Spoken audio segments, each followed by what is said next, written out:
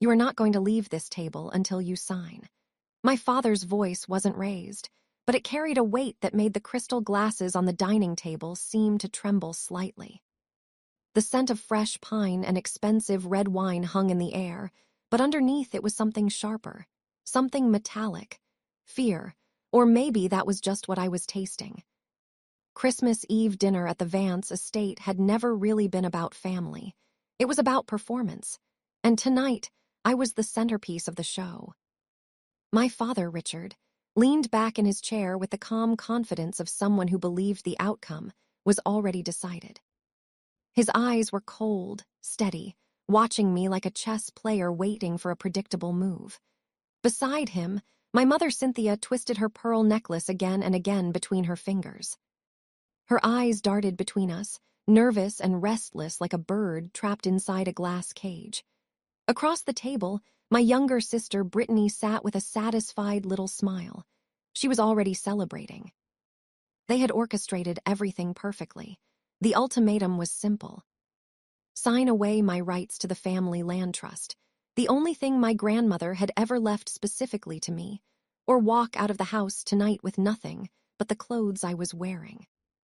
They believed they had me trapped.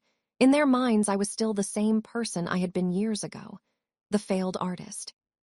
The embarrassing daughter who never quite fit into their world of aggressive finance and calculated cruelty. I looked down at the document resting on the polished table in front of me. A quitclaim deed. One signature would transfer my portion of the ancestral land into a holding company fully controlled by my father. I slowly picked up the pen. Brittany's smile widened. My mother released a quiet breath of relief. My father's lips curled into the faintest hint of triumph. They thought they had broken me. They thought I was surrendering. They were wrong. I wasn't surrendering. I was calculating. Every insult they had thrown at me came back all at once. Every time they dismissed me. Every time they made me feel small so they could feel powerful. I remembered the years when I survived on instant noodles while they toasted each other over expensive steak dinners. The years when I built something quietly in the background while they laughed about my little art career to their wealthy friends. I looked up and met my father's eyes. "I'm not signing this," I said calmly, "and I'm not leaving." The silence that followed was absolute. It was the kind of silence that comes right before something explodes. "You will sign it," my father said slowly, his voice dropping lower. "Or you are no longer my daughter." His eyes hardened. "You will be nothing more than a trespasser in this house, and I will have you removed." He reached for his phone. I didn't react. I didn't plead. Instead, I reached into my bag and pulled out a thick manila envelope. I slid it across the table. It landed with a heavy thud and glided across the polished wood until it stopped against the holiday centerpiece. "That's not a signature," I said quietly. "That's an eviction notice." Before I explain what happened next and why federal agents were surrounding the property 15 minutes later, tell me something in the comments. Where are you watching from? I want to see how far this story travels. Have you ever been pushed to the edge by the very people who were supposed to protect you? Let me know. Because tonight is about pushing back. My father stared at the envelope like it might strike him. "What is this?" he demanded, his hand hovering above the clasp. "Open it," I said, "or don't." The result will be the same. He tore it open impatiently. I watched his eyes scan the first page, and then I saw it. The exact moment his confusion shifted into shock. Then shock melted into something much darker. Fear. It wasn't the quitclaim deed he had prepared. It was a foreclosure notice, but the lender listed on the document wasn't a bank. It was Ether Corporation, my company. "You see, Dad," I said, leaning forward and resting my elbows on the table.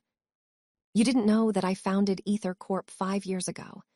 While you were telling everyone I was a failed painter living in a tiny studio apartment. I was quietly building one of the largest defense contracting firms in the country." I paused, letting the weight of that sink in. "And last month," I continued calmly, "when your gambling debts became too large for your usual creditors to handle, they sold your bad loans." To me, Brittany laughed. It was a nervous, high-pitched sound. You a CEO? Please, you can't even afford rent.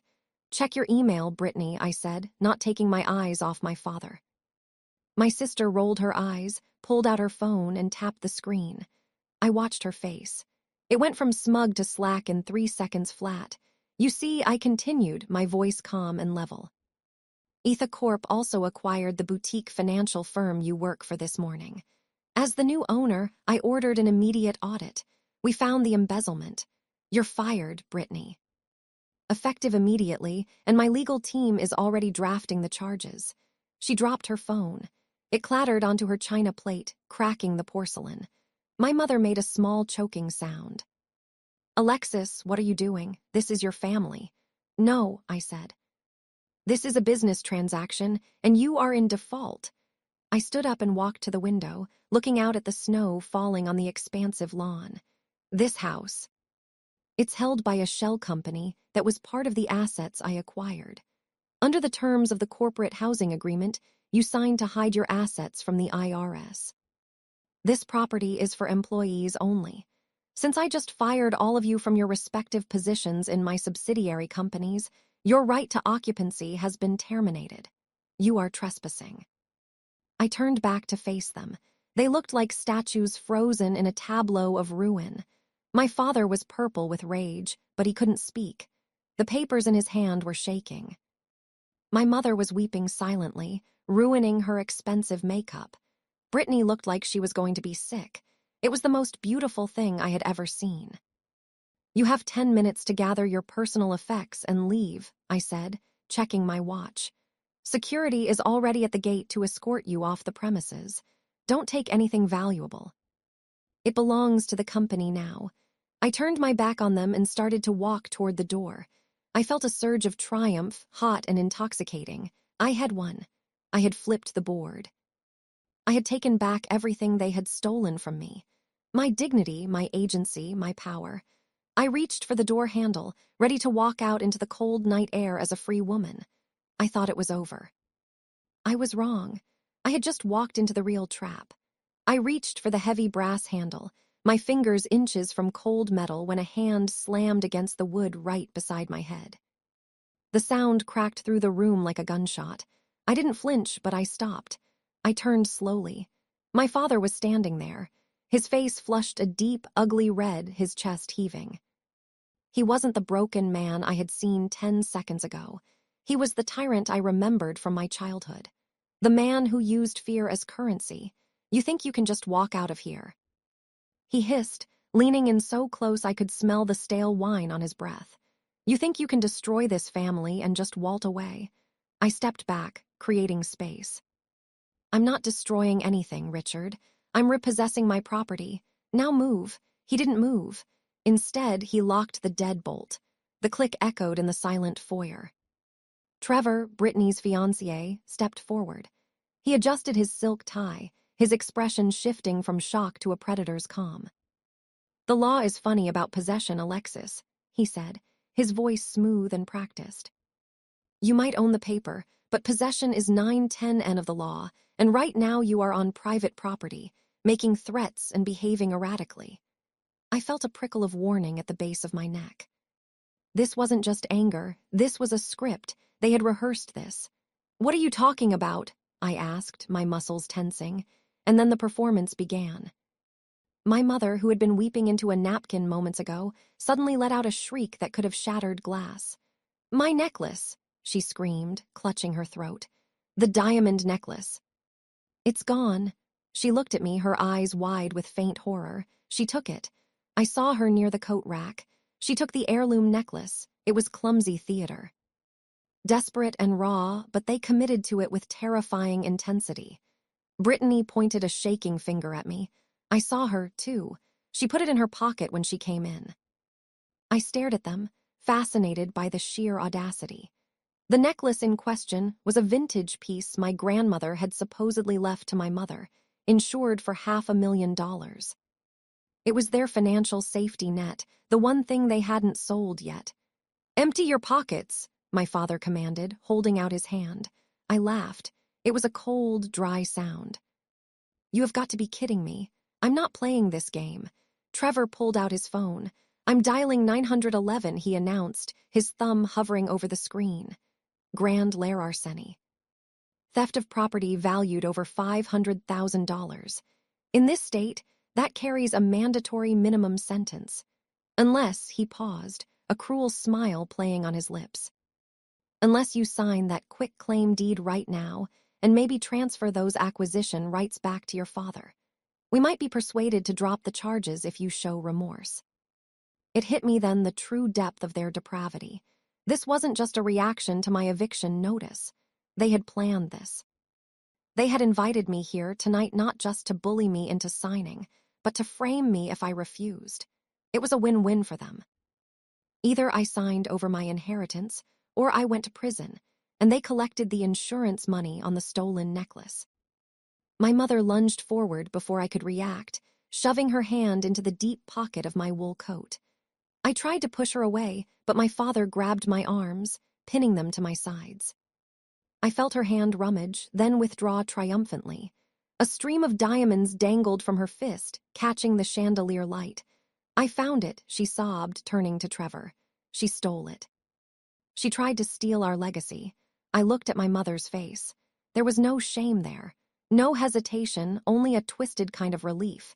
This is the trap of normalizing cruelty. To them, destroying me wasn't a crime. It was a necessary sacrifice. In their warped reality, I was the villain because I refused to be the victim. They needed me to be the failure, the thief, the bad seed. Because if I wasn't those things, then their own mediocrity was their fault. They had to criminalize my existence to justify their own survival. If sending their own daughter to prison meant they kept their lifestyle for another year, that was just the cost of doing business. Trevor hit the call button on his phone. "Officer, I need to report a robbery in progress," he said into the receiver, his eyes locked on mine. "We have the perpetrator detained." I stood still, the cold air from the window seeping through the glass. They thought this was the end. They thought the handcuffs were the period at the end of the sentence. They didn't know I had written the whole book. I stood in the center of the room, surrounded by the people who shared my DNA. Feeling the walls of their greed closing in, Trevor was on the phone with the police. His voice calm and authoritative, spinning a narrative of a family betrayed by a thief. My father was guarding the door like a prison warden, but my eyes were fixed on my mother. She was still clutching the diamond necklace, her knuckles white, tears streaming down her face with practiced elegance. It was a performance worthy of an Oscar. And as I watched her, the room seemed to tilt, sliding me back 10 years into the past. I was 19. I was standing in the kitchen of our old house, the one they lost before moving into this corporate estate. My mother was sitting at the table, sobbing into her hands, telling me she needed medication for a condition she refused to name. She said it cost $2,000. She said they didn't have it. She said she was in pain. I didn't have $2,000. I had a savings jar with money from waiting tables intended for art school tuition. It was everything I had. But she was my mother and she was hurting. So I gave it to her. I handed over my future in a Ziploc bag full of crumpled 20s. She hugged me, told me I was her angel, her savior. 2 days later, I came home early from a double shift. I found my mother and Brittany in the living room. Brittany was twirling in a shimmering prom dress, laughing. My mother was beaming, clapping her hands. "It's perfect, darling," she said. "Worth every penny." I saw the receipt on the table. $2,000, the exact amount of my angel money. She hadn't bought medicine. She had bought a dress for the golden child. When I confronted her, she didn't apologize. She looked at me with cold, dead eyes and said, "Don't be selfish, Alexis. Your sister needs to look the part. You can always work more shifts." They broke me that day. They taught me that my dreams were currency for their vanity.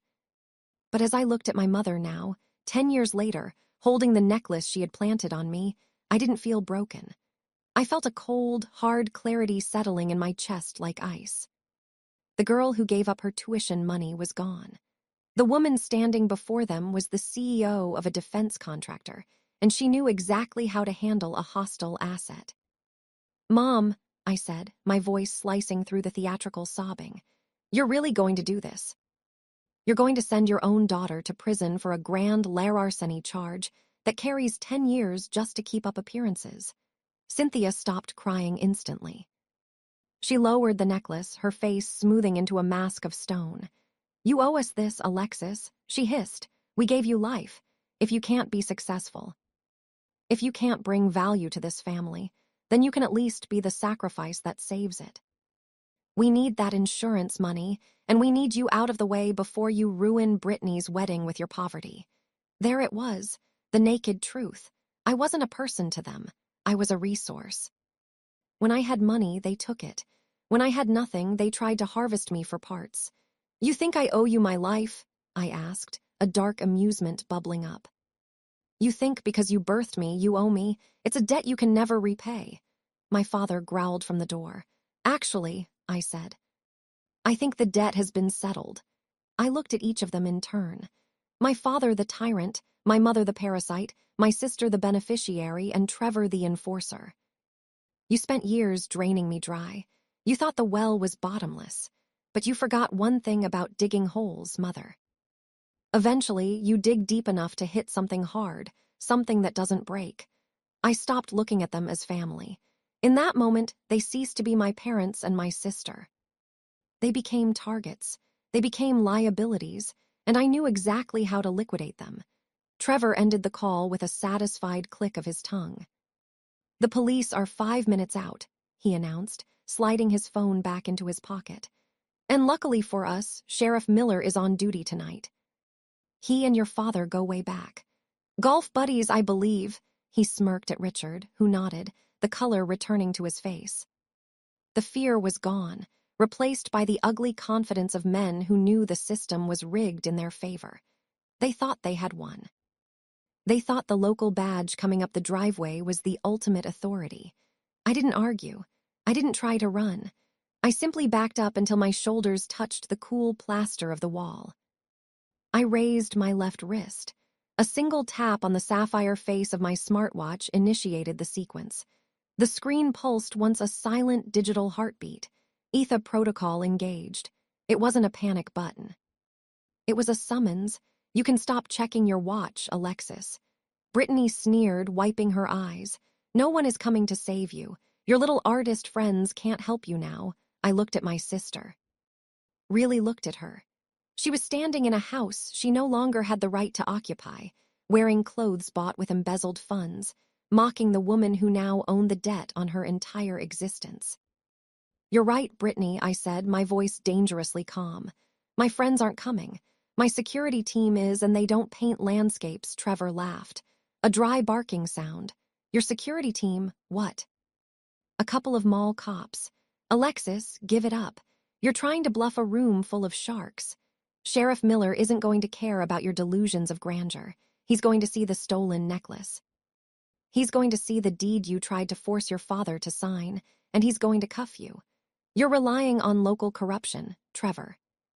I said it's a solid strategy for a DUI or a noise complaint, but you made a mistake. You escalated this to a federal level when you tried to extort a defense contractor. I pushed off the wall and took a step toward them. They flinched instinctively. Let her review the ledger before the sheriff gets here, shall we? I asked, my tone conversational, like we were discussing the weather. 208, the warehouse fire at your father's distribution center. The insurance payout was $2 million. The fire marshal ruled it accidental, but the forensic accountant I hired found the wire transfer you sent to the arsonist 3 days before the blaze. My father's face went gray. What? He whispered. 2020. I continued, turning to my mother. The Save the Children Gala, you raised $500,000. But the charity you registered, it doesn't exist. The money went into an offshore account in the Caymans. I know because I bought the bank that holds the account last week. Cynthia gasped, clutching the necklace tighter. You can't know that. And tonight I finished looking at Trevor. Conspiracy to commit kidnapping, false imprisonment, extortion, attempted grand larceny by fraud. I tapped my temple. I'm not just a CEO, Trevor. Etha Corp builds surveillance systems for the Pentagon. Did you really think I walked into a hostile negotiation without a wire? The room went dead silent. The kind of silence that happens when the predator realizes it has bitten into something poisonous. Trevor stared at me, his mouth opening and closing. You're wearing a wire. I'm wearing a fully encrypted CloudSync biometric recording device. I corrected every word you said. Every threat, every admission of the necklace being a setup, it's already been uploaded to a secure server, and it's already been forwarded to the Justice Department. You're lying. Brittany shrieked, her voice cracking. You're just trying to scare us, Dad, she's lying. My father looked at me. For the first time in his life, he didn't see his disappointment. He saw a threat. He saw the end of his world. Sirens grew louder as red and blue lights flickered across the snow-covered windows. I checked my watch. Right on time, Trevor exhaled in relief. It's the sheriff, he said smugly. Doesn't matter what you have. Miller will take your recording. You're finished. He flung the door open. Officer in here. We caught the thief. I stood still as they smiled at me, convinced help had arrived. They had no idea they just sealed their own fate. Sheriff Miller entered genial and familiar. Richard, he said. Robbery, my father slumped into rehearsed grief. It's my daughter. She stole Cynthia's necklace. We found it on her. Miller turned to me, eyes cold. Is that true? It was planted, I said evenly. And if you arrest me, you'll be aiding federal wire fraud, he scoffed. You got a lawyer mouth. Trevor stepped forward, displaying a video. A woman in my coat, stealing the necklace, a crude, deep fake. Brittany was barely hiding her smile. That's fabricated, I said. Save it for the judge, Miller replied, snapping on the cuffs. My mother sighed theatrically. We just want her to get help, Trevor whispered triumphant. That device of yours, it'll disappear. With that video, you're done. They glowed with victory. Take her out, my father said, and leak the footage. As Miller dragged me forward, I smiled. You checked the driveway, I said, but not the airspace. The roar hit seconds later. Snow whipped into a vortex as the front door exploded inward. Federal agents on the ground. Miller dropped instantly. Trevor froze. My parents stared in horror. An FBI agent approached me. Miss Vance, are you hurt? Just detained. My cuffs were removed. My mother screamed, she's the thief. I picked up the necklace and smashed it on the marble floor. It shattered. Diamonds don't break, I said calmly. Glass does. I produced a bill of sale. You sold the real necklace 6 months ago. I bought it back. It's in Zurich. Trevor collapsed. He understood. You filed a false police report. I continued. Planned insurance fraud. Coordinated it digitally. That's federal wire fraud and kidnapping, the agent added. We have the audio, my father pleaded. We're your family. I felt nothing. This isn't tragedy. I said it's surgery. They're all yours, I told the agents. They were let out in cuffs, screaming into the snow. Later, my CFO called. Do you want to acquire the house? I looked at the mansion, a mausoleum. No, I said, let it burn itself out. The car pulled away. I didn't look back. That night, I didn't lose a family. I survived one, and for the first time in my life, I was